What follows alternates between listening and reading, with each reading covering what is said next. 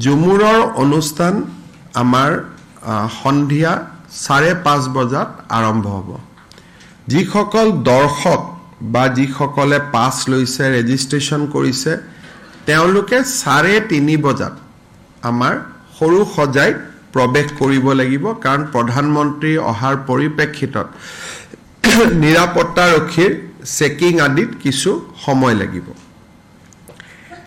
তৃতীয়তে প্ৰধানমন্ত্ৰী ডাঙৰীয়া ইয়াত ঝুমুৰত আহি উপস্থিত হোৱাৰ লগে লগে প্ৰথম প্ৰধানমন্ত্ৰী ডাঙৰীয়াই সৰু সজাই ষ্টেডিয়ামৰ চাৰিওফালে ঘূৰি এখন আমি বিশেষ গাড়ী বনাইছোঁ, গোটেই আমাৰ ল'ৰা ছোৱালীখিনিক মাতষাৰ দিব আৰু ষ্টেডিয়ামত থকা দৰ্শকসকলকো অভিবাদন জনাব।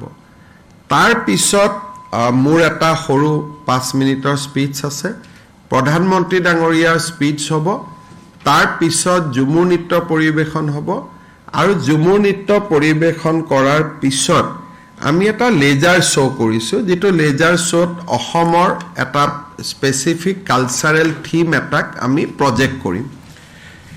এইখিনিত আমাৰ গোটেই কাৰ্যসূচীটো সামৰণি মাৰিব।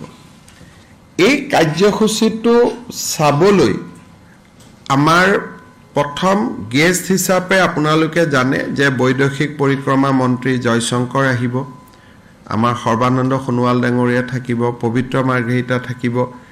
এখেতসকলৰ উপৰিও হেড অফ মিছন 61 গৰাকী হেড অফ মিছন আহিব বিভিন্ন ৰাষ্ট্ৰৰ, আৰু তেওঁলোকৰ পৰিয়াল প্ৰায় 22 গৰাকী পৰিয়ালৰ সৈতে আহিব, বাকীসকল অকলে আহিব।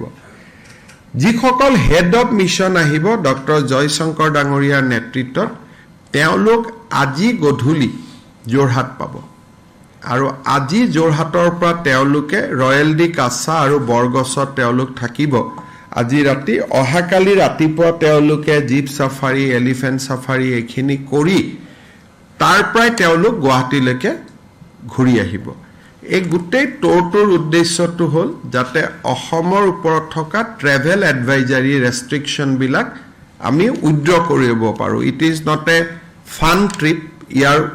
ইয়াত তাৰ গোটেই উদ্দেশ্যটো হ'ল যে অসমৰ শান্তিৰ পৰিৱেশটো যাতে সকলোৱে চাব পাৰে, ফৰেন টুৰিষ্ট, ডমেষ্টিক টুৰিষ্ট তেওঁলোকে দেখা পাব পাৰে, আৰু কাজিৰঙা আদি চোৱাৰ ক্ষেত্ৰত যিখিনি ৰেষ্ট্ৰিকশ্যন ইম্প'জ কৰি থোৱা আছে সেইখিনি যাতে উইথড্ৰ হ'ব পাৰে।